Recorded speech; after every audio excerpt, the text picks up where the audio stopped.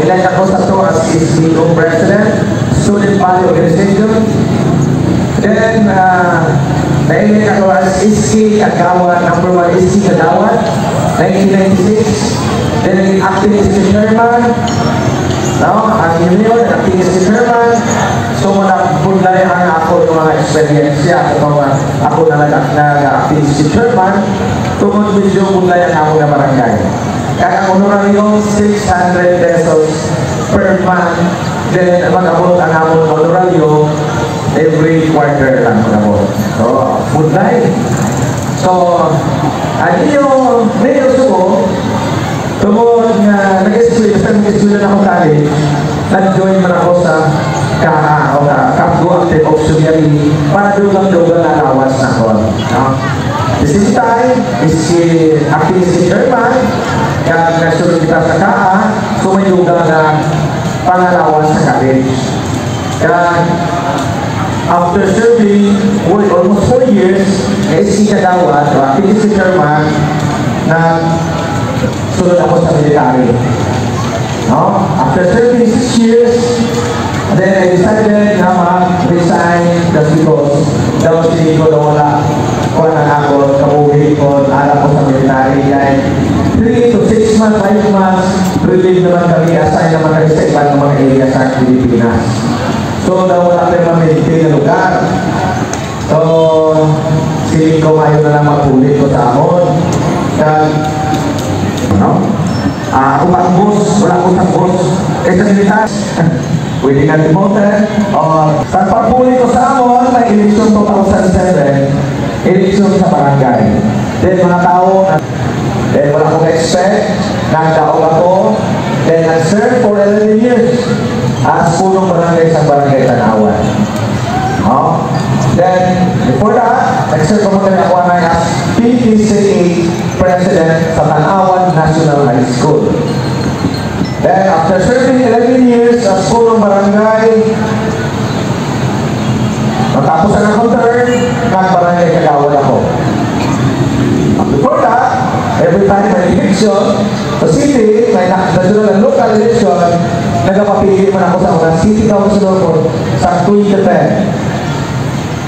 Every 2016, nagpapili si Vice Mayor, every month. 2019, nagpapili city councilor again, every. Napuli sa Tanawan, nagpapakampos sa Lampunaya. Pero hindi ko pa para sa akon ang opinion. Para sa akon, sa ilan na challenge o obstacles ang opinion. So, we have to do, don't ka, kahit mamangkod ka sa kagalingon mo, sa din ako nagsala. Napareho na sa sports, pwede ka na sa gaan practice. So, in 2022, I decided to run for city mayor. Then, wala ko nag-expect. Ang ako lang, na mapili na ako sa city mayor, at kung may harap ang boto sa ako, kung mo man, kasi di mo damo na gusto naman sa pagbago. Then ako na-surprise sa resulta na ako nagalit, mag-auditing ka mo ng buko na yung nagbago na city mayor. So ako na-expire na ko subo, makita ko mo, kaya wala ko nang na-elect as kasubon ninyo. No? Nag-agad ko mo sa mapudlay na proseso.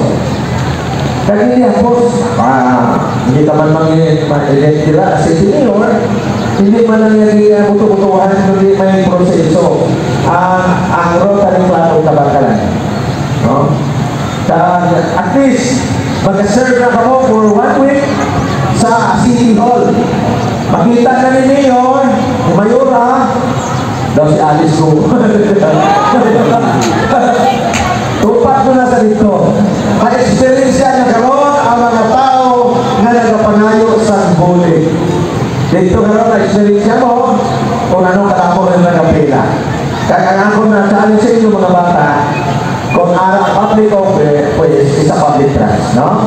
Kinahanglan ninyo, kung ka mo na himuon ninyo, ipakita ninyo nga kamo nagabagay sa sinanang posisyon. Dito ninyo makita, inyong vice mayor man, kamo makita ka mo na kailangan mo ito masunod. Mas masulisit, makortisikol, mapa-photo, ano pa, mapaschedule, may sa natawag na, may mga programs ito.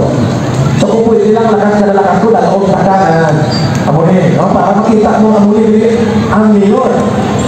Lagi na si ko, hinahanglan ang isa ka leader. Hindi lang may ara ka sa kaalam.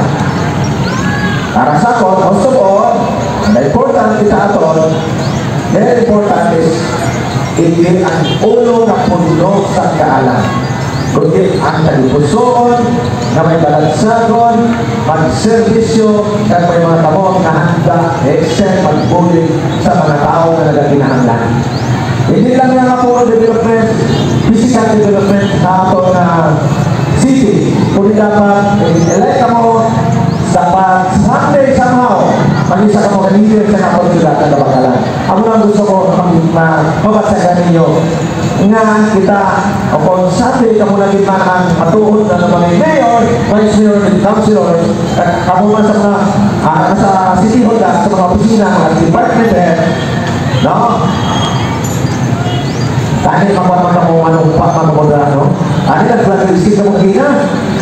Dito, anong pagmamagod, no? Ako mga nangangailangan. Hanapin, hindi ako hihingi o tatanggap ng sugol. Kasi kamot tayo ka, no?